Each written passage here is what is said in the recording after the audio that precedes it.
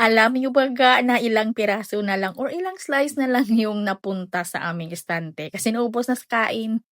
At yung iba dito na dinisplay ko sa ating stante ay abay ubos agad ha kasi napakaganda naman talagang tingnan at lalong masarap kaya tara na. So dito ay unahin kong gawin yung leche flan. Gagamit lang ako dito ng cake pan na square na may sizes ito na 7 in 1 half by 7 in 1 half by 3. Lagyan ng half cup ng white sugar at i-caramelize lang natin ito. Pag ganito na yung kulay ay isit aside muna natin. So dito na tayo sa ating flan mixture. Meron akong 10 peraso ng egg yolk mula sa large na itlog. At ito ay malamig pa mula pa sa ating chiller. Pagkatapos kong durugin yung egg yolk ay maglagay na ako dito ng 1 teaspoon ng vanilla extract, 1 can ng condensed milk or 390 grams. At haluin ko muna yan ulit at dito maglagay na ako ng isang lata ng evaporated milk or 370 ml po ito.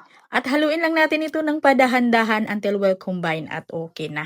At pwede na natin itong ilipat sa ating cake pan na mayroon pong nakaramelize na asukal at salain lang natin ito ng 3 beses.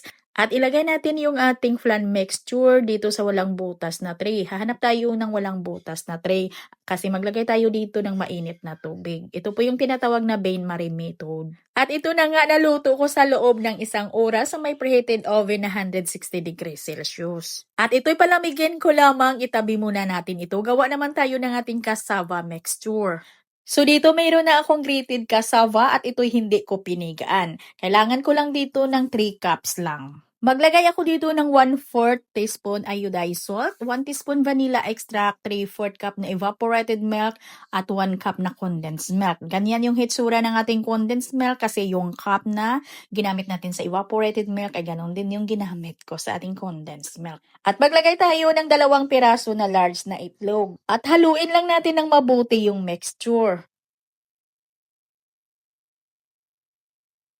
At dito na medyo malamig na yung aking tinunaw na margarine. Half cup yung ilagay natin. Dito na tinunaw na margarine. At haluin lang natin ito until well combined at okay na yung mixture natin. At ganun din yung sizes ng aking cake pan. Dito na ginamit. Pareho din sa sizes ng ating leche flan. At ito'y binanyahan ko ng shortening. Medyo makapal lang para hindi kakapit yung mixture natin. At pwede na natin itong isalang agad. At ito na, naluto ko ito sa loob ng 40 minutes sa may preheated oven na 180 degrees Celsius. At pag ito'y lumamig na ay pwede na natin itong tanggalin sa kanyang molder kasi ipatong natin ito sa ating leche flan. At ito din yung leche flan natin ay malamig na din. Bago natin dito ipatong yung ating cassava cake, ay scrape muna natin yung mga bandang gilid. Ayan, tanggalin na natin yung ating cassava cake at ipatong na natin dito sa ating leche flan at ganun lang yan kadali ga.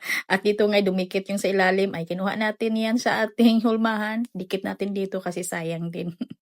Ganun lang yan kadali ga pagkatapos ay itaob natin yan. Ayan, napakaganda talaga nitong tingnan at ang sarap ha. At pwede talaga natin itong gawing panghanda sa anuman na okasyon at lalong pwede natin itong pangnegosyo. At hanggang dito lang yung ating video. Maraming salamat sa panonood at sana po ay meron kayong natutunan. Hanggang dito lang at bye-bye.